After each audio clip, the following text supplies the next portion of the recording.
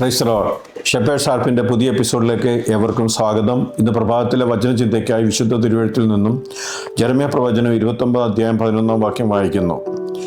നിങ്ങൾ പ്രത്യാശിക്കുന്ന ശുഭഭാവി നിങ്ങൾക്ക് വരുവാൻ തക്കവണ്ണം ഞാൻ നിങ്ങളെക്കുറിച്ച് നിരൂപിക്കുന്ന നിരൂപണങ്ങൾ ഇന്നവയെന്ന് ഞാൻ അറിയുന്നു. അവ തിന്മയ്ക്കല്ല, അവ നന്മയ്ക്കത്രയെന്ന് യഹോവയുടെ അരുളപ്പാട്. നമ്മുടെയൊക്കെ ജീവിതത്തിൽ നമുക്ക് പല പ്ലാനുകളുള്ളവരാണ്.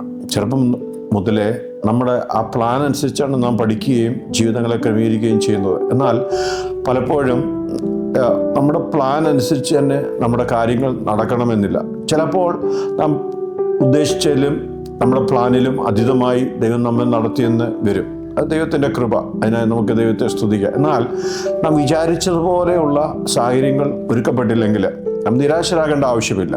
നാം ദൈവത്തിൽ പൂർണ്ണമായി സമർപ്പിച്ച നമ്മുടെ പ്ലാൻ ബിയേക്കാറ്റും നല്ല പ്ലാൻ ദൈവത്തിന് നമ്മളെ പറ്റിയുണ്ട്.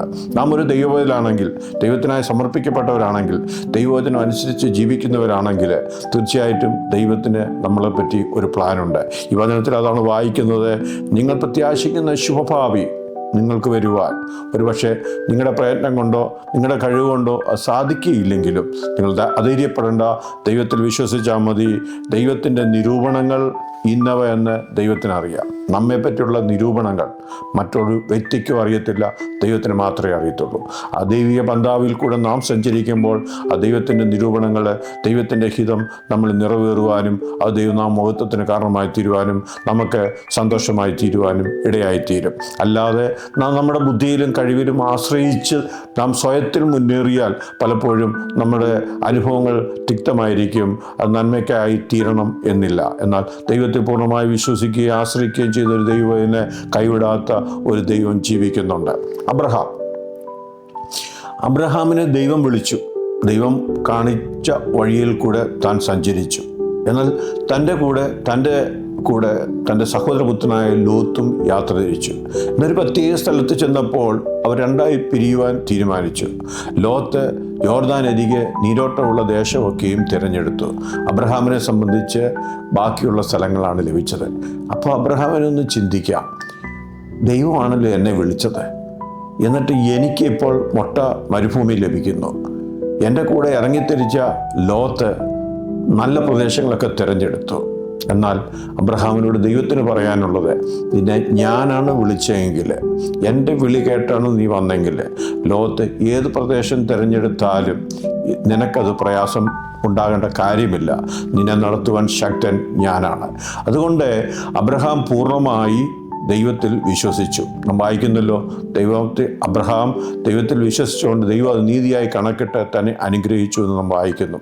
അപ്പോൾ ലോകപ്രകാരം നാം നോക്കിയാൽ ലോത്ത് നീരോട്ടമുള്ള പ്രദേശം, നല്ല പ്രദേശം എടുത്തു. ഇനിയും അപ്പോൾ ലോകത്തിൻ്റെ ചിന്ത എന്താണ്? ഇനിയും അബ്രഹാം കഠിനാധ്വാനം ചെയ്ത് ജീവിക്കണം, അല്ലെങ്കിൽ നീരോട്ടമുള്ള പ്രദേശം താൻ എടുത്തു. ഇനി മൊട്ട പരിഭൂമിയാണ് അബ്രഹാമിന് കൊടുത്തിരിക്കുന്നത്. ലോകപരമായിട്ട് താൻ ചെയ്ത നീതിയല്ല എങ്കിലും നീതിമാനായ ദൈവം തന്നെ നീതീകരിച്ചതുകൊണ്ട് തനിക്ക് വേണ്ടി ആ മൊട്ട മരുഭൂമിയെ താൻ ഫലപുഷ്ടമുള്ള പ്രദേശമായി തിരഞ്ഞെടുത്തതായിട്ട് നാം കാണുവാൻ സാധിക്കും. ഇന്നും ഇസ്രയേൽ ഒരു ഫലപുഷ്ടമായ രാജ്യമായി മാറുവാനിടയായി തീർന്നത് അബ്രഹാമിൻ്റെ സമർപ്പണമാണ്. ദൈവം വിളിച്ച ദൈവം വിശ്വസ്തനെന്നും നിർണയിക്കിയാൽ ആ പന്താവിലൂടെ യാത്ര തിരിച്ചുകൊണ്ട് തനിക്ക് ഒന്നും നഷ്ടമാകുവാനിട വന്നില്ല, എല്ലാം നന്മയായി തീരുവാനിട വന്നു. പ്രിയ ദൈവത്തിലെ ജീവിതത്തിൽ ഇങ്ങനെയുള്ള അനുഭവങ്ങളിൽ കൂടി നാം കടന്നു പോകുമ്പോൾ ആ ദൈവത്തെ പൂർണ്ണമായി വിശ്വസിക്കാൻ നമുക്ക് സാധിച്ചാൽ, അവൻ്റെ വഴികളിൽ കൂടി നടക്കുവാൻ നാം തീരുമാനിച്ചാൽ തീർച്ചയായിട്ടും നമ്മളെ പറ്റിയുള്ള ദൈവത്തിൻ്റെ ഹിതം അത് തിന്മയ്ക്കല്ല, അത് നന്മയ്ക്കായി തീരുവാൻ സാധിക്കും. നമുക്ക് അടയ്ക്കാൻ പ്രാർത്ഥിക്കാം. പരിശുദ്ധ പിതാവേ, നന്ദിയോടെ സ്തുതിക്കുന്നു, സ്തോത്രം ചെയ്യുന്നു. വചനം കേൾക്കുന്ന എൻ്റെ ജനത്തെ അങ്ങയുടെ നാമത്തിൽ അനുഗ്രഹിച്ച് പ്രാർത്ഥിക്കുന്നു. ഞങ്ങളെ പറ്റിയുള്ള ദൈവത്തിൻ്റെ ഹിതത്തിനായി, പ്ലാനായി സ്തോത്രം. അത് നന്മയ്ക്കായി കൂടി വ്യാപരിക്കുന്നതിനാൽ സ്തോത്രം. മുഖത്തം കർത്താവ് എടുത്തോട്ട് പ്രാർത്ഥന കേൾക്കുന്ന കൃപയ്ക്കായി സ്തോത്രം. യേശു കർത്താവിൻ്റെ തന്നെയുള്ള നാമത്തിൽ തന്നെ ആമേൻ.